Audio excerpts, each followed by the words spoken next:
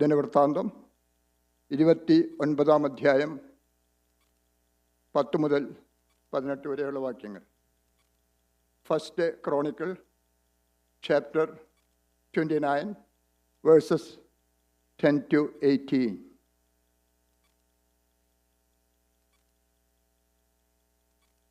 പിന്നെ ദാവീദ് സർവ്വസഭയുടെയും മുൻപാകെ യഹോവയെ സ്തുതിച്ച് ചൊല്ലിയതെന്തെന്നാൽ, ഞങ്ങളുടെ പിതാവായ ഇസ്രായേലിൻ ദൈവമായ യഹോവേ, നീ എന്നും എന്നേക്കും വാഴ്ത്തപ്പെട്ടവൻ.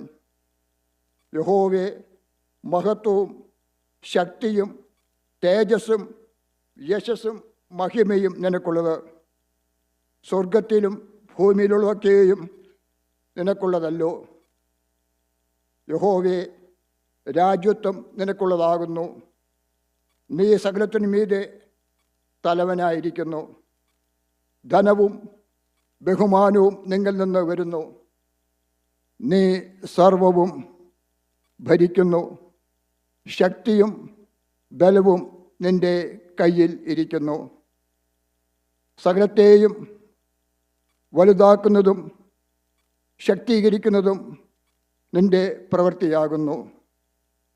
ആകയാൽ ഞങ്ങളുടെ ദൈവമേ, ഞങ്ങൾ നിനക്ക് സ്തോത്രം ചെയ്ത് നിന്റെ മഹത്വമുള്ള നാമത്തെ സ്തുതിക്കുന്നു. എന്നാൽ നിങ്ങൾ ഇങ്ങനെ ഇത് മനഃപൂർവ്വമായി ദാനം ചെയ്യേണ്ടതിനെ പ്രാപ്തരാകുവാൻ ഞാൻ ആർ? എൻ്റെ ജനവും എന്തുള്ളൂ? സകലവും നിങ്കിൽ നിന്നല്ലോ വരുന്നത്. നിന്റെ കയ്യിൽ നിന്ന് വാങ്ങി ഞങ്ങൾക്ക് നീ തരയണമേ. ഞങ്ങൾ നിന്റെ മുൻപാകെ ഞങ്ങളുടെ സകല പിതാക്കന്മാരെയും പോലെ അതിഥികളും പരദേശികളുമാകുന്നു. ഭൂമിയിൽ ഞങ്ങളുടെ ആയുഷ്കാലം ഒരു നിഴൽ പോലെയത്രേ. യാതൊരു സ്ഥിരതയുമില്ല. ഞങ്ങൾ ദൈവമായ യഹോവേ, നിന്റെ വിശുദ്ധനാമത്തിനായി നിനക്ക് ഒരാലയം പണിവാൻ ഞങ്ങൾ ശേഖരിച്ചിട്ടുള്ള ഈ സംഗ്രഹമെല്ലാം നിന്റെ കയ്യിൽ നിന്ന് ഉള്ളത്. സകലവും നിനക്കുള്ളതാകുന്നു. എൻ്റെ ദൈവമേ, നീ ഹൃദയത്തെ ശോധന ചെയ്ത് പരമാർത്ഥതയിൽ പ്രസാദിക്കുന്നു എന്ന് ഞാൻ അറിയുന്നു. ഞാനോ എൻ്റെ ഹൃദയ പരമാർത്ഥതയോടെ ഇവയെല്ലാം മനഃപൂർവ്വമായി തന്നിരിക്കുന്നു.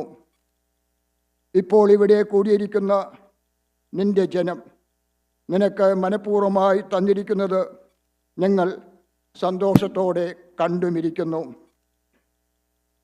ഞങ്ങളുടെ പിതാക്കന്മാരായ അബ്രഹാമിൻ്റെയും ഇസഹാക്കിൻ്റെയും ഇസ്രായേലിൻ്റെയും ദൈവമായ യഹോവേ, നിന്റെ ജനത്തിൻ്റെ ഹൃദയത്തിൽ ഈ വിചാരങ്ങളും ഭാവവും എന്നേക്കും കാത്ത് അവരുടെ ഹൃദയത്തെ നിങ്കിലേക്ക് തിരിക്കണമേ. ഇവിടെ ഒന്നാം പാഠഭാഗം അവസാനിക്കും.